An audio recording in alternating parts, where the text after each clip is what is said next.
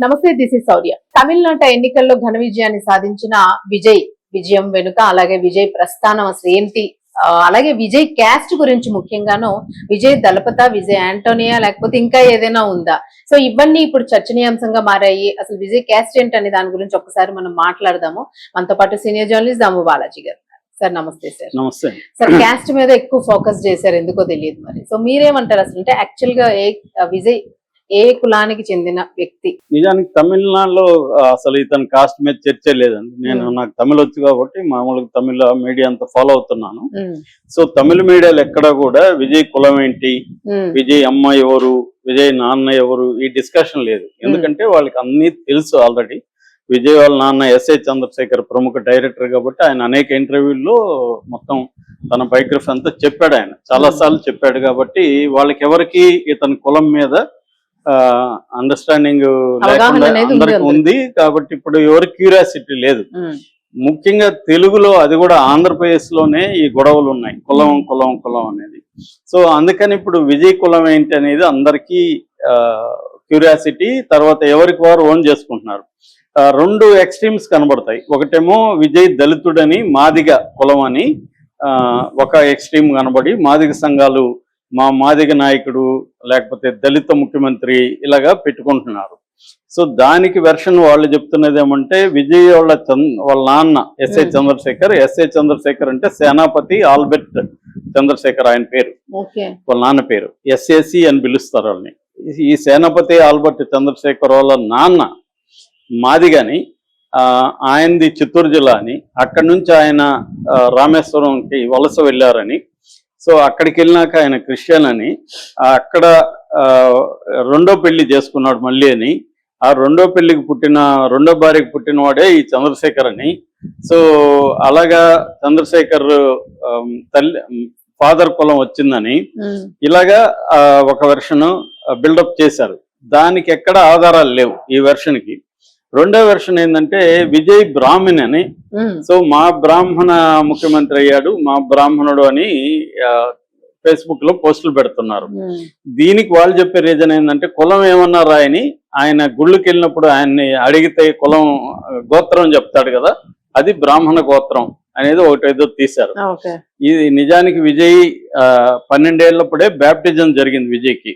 So 12 ఏళ్ళు baptism అంటే ఆయన క్రిస్టియన్, వాళ్ళ నాన్న క్రిస్టియన్, వాళ్ళ అమ్మ బ్రాహ్మణు. వాళ్ళ అమ్మ శోభ, ఆమె మలయాళీ బ్రాహ్మణు. వాళ్ళది పూర్వీకులది హైదరాబాదు, అక్కడ నుంచి చెన్నైకి వెళ్ళారు. సో వాళ్ళ అమ్మ బ్రాహ్మణ్ కాబట్టి ఆ యాంగిల్లో అతన్ని బ్రాహ్మణ్ అనేస్తున్నారు. అంటే ఇక్కడ మామూలుగా అయితే ఇండియాలో పేట్రియార్కల్ సొసైటీ ఉంటుంది కాబట్టి తండ్రి కులమే వస్తుంది. కానీ కులాల వ్యవహారం విచిత్రంగా ఉంటుంది. ఎలాగంటే ఫర్ ఎగ్జాంపుల్ జాషువా ఉన్నాడు. జాషువా వాళ్ళ నాన్న యాదవ గొల్ల, వాళ్ళ అమ్మ మాదిగ. కానీ జాషువా అంటరానితనం అవన్నీ అనుభవించాడు. ఎందుకంటే వాళ్ళ నాన్న గొల్ల అయినప్పటికీ ఆయన హిందువుగా లేడు, ఆయన కూడా క్రిస్టియన్ అయిపోయాడు. క్రిస్టియన్ వాళ్ళ అమ్మ కోసం ప్రేమించాడు. తన భార్య మాదిగ క్రిస్టియను, తను కూడా క్రిస్టియన్ అయిపోయాడు. ఆయన పాటలు పాడేవాడు అంతకుముందు. దాంతో ఆయనకి అక్కడ కూడా పాటలు పాడే క్రిస్టియన్ పాటలు పాడడం మొదలుపెట్టాడు. సో ఎప్పుడైతే జాషువా తను అంటరాని వాడిగా గుర్తించి తను మాదిగ కులంగా తను పెట్టుకున్నాడు, తల్లి కులం. సో మాదిగలందరూ జాషువాని మా కులమే అంటారు. అదే నేను ఐలైన్ ఇంటర్వ్యూ చేశాను జాషువా మీద, నేను డాక్యుమెంటరీ చేసినప్పుడు ఐలైన్ ఇంటర్వ్యూ చేస్తే ఐలయ్య జాషువా మా కులం అన్నాడు. ఎందుకంటే ఐలయ్య కూడా యాదవ కాబట్టి ఆయన మా కులం, వాళ్ళ నాన్న వీరయ్య చాలా గొప్ప సామాజిక విప్లవకారుడు, ఇవన్నీ మాట్లాడాడు ఆయన. అదేంటి సార్ మీరు అందరూ ఆయన్ని మాదిగాని ఓన్ చేసుకుంటున్నారు, మాదిగ సంఘాలంతా జాషువాని ఓన్ చేసుకుంటున్నారు. అలాగే ఇక్కడ ఏంటంటే ఎవరికి కావాల్సిన విధంగా వాళ్ళు ఓన్ చేసుకోవడం అనేది కనబడుతుంది. నిజానికి వీళ్ళ నాన్న చంద్రశేఖర్ చాలా పెద్ద సామాజిక విప్లవకారుడు అని చెప్పుకోవచ్చు మనం. ఎందుకంటే ఆయన చిన్నప్పుడే, ఎప్పుడు 74లో విజయ్ పుడితే 80ల నాటికే ఆయన స్కూల్లో చేర్చేటప్పుడు కులం అనే చోట, మతం అనే చోట తమిళ్ అని రాశాడు. వాళ్ళు స్కూల్లో వాళ్ళు ఒప్పుకోలేదు. ఇలా కాదండి మీరు కంపల్సరీ రాయాలి, అంటే మీరు కానీ ఒప్పుకోకపోతే నేను మీ స్కూల్ ముందు ఆమరణ నిరాహార దీక్ష చేస్తాను, మీ స్కూల్ మూసేసే వరకు నేను నిద్రపోనని బెదిరించాడు వాళ్ళు. దాంతో ఎందుకులే గోలని తమిళని రాశారు. అప్పటి నుంచి విజయ్ సర్టిఫికేట్లు అన్ని చోట్ల కులం అనే చోట తమిళనే ఉంటది. సో ఆయనకి ఏంటంటే తమిళ వాళ్ళకి ఎక్కువ సౌత్ ఇండియాలోనే భాషాభిమానం ఎక్కువ ఉండేది తమిళ వాళ్ళకి. సో తమిళ్ లింగ్విస్టిక్ నేషనలిజం అంటారు, అంటే భాషా జాతీయవాదం అనేది బలంగా తమిళ వాళ్ళకి ఉంటది అనమాట. అందుకని కూడా నార్త్ ఇండియాకి సంబంధించిన హిందీని వాళ్ళు ఒప్పుకోరు. నాకు కూడా హిందీలో తక్కువ మార్కులు, ఎందుకంటే నేను బార్డర్ లో ఉంటాం, మాకు కూడా తమిళ బార్డర్ లో ఉండడం వల్ల హిందీ పట్ల చిన్నప్పటి నుంచి ఒక వ్యతిరేకత మా అందరికి కూడా ఉండేది. సో అలాగా వాళ్ళు తమిళ పిచ్చి ఉంది కాబట్టి తమిళ్ అని పెట్టుకున్నారు కులం. సో విజయ్కి అఫిషియల్ కులం అనేది రికార్డులలో తమిళే, అది కులం కాదు కానీ కులం అనేది లేదు. ఇప్పుడు ఆయన మామూలుగా అయితే నేను చాలా మందిని చూస్తుంటా, మా ఫ్రెండ్స్ బోల్డ్ మంది ఇంటర్ కాస్ట్ మ్యారేజ్లు ఉన్నాను, ఇంక్లూడింగ్ మైసెల్ఫ్.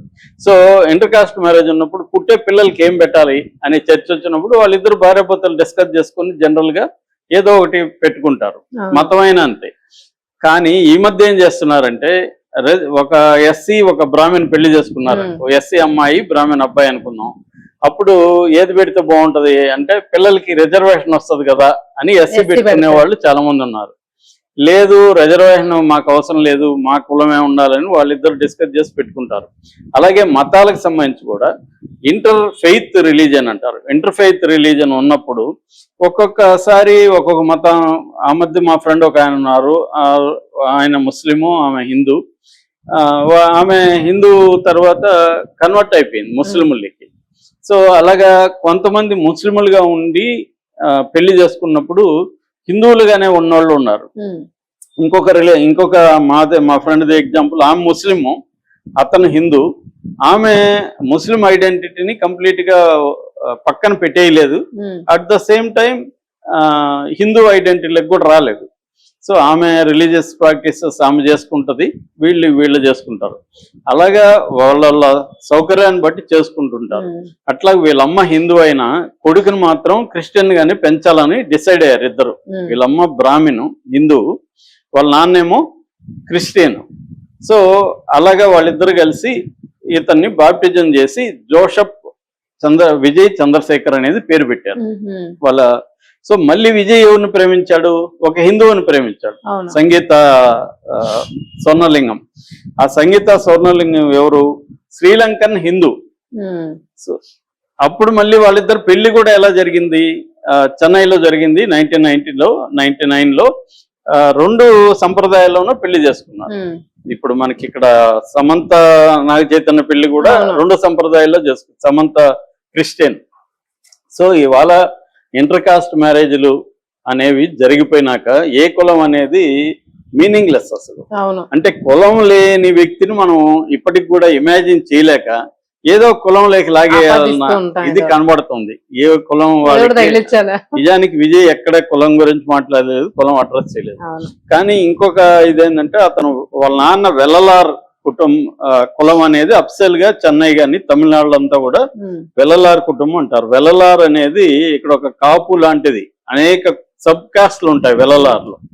సో వెల్లలార్ అనేది అక్కడ బీసీ కింద ఉంది.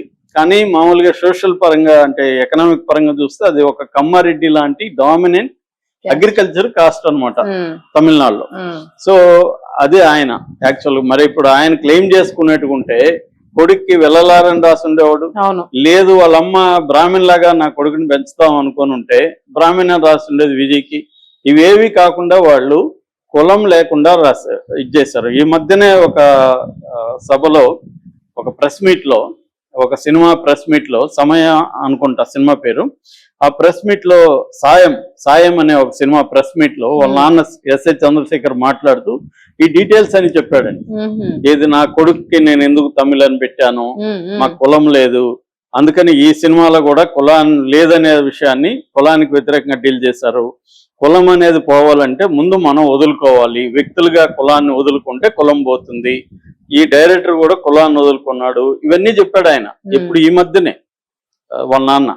ఇవన్నీ ఎవడు ఫాలో కాకుండా తెలుగులో మాదిగా వాడని, లేకపోతే మావాడని, బీసీలు బీసీ అని, దళితుని.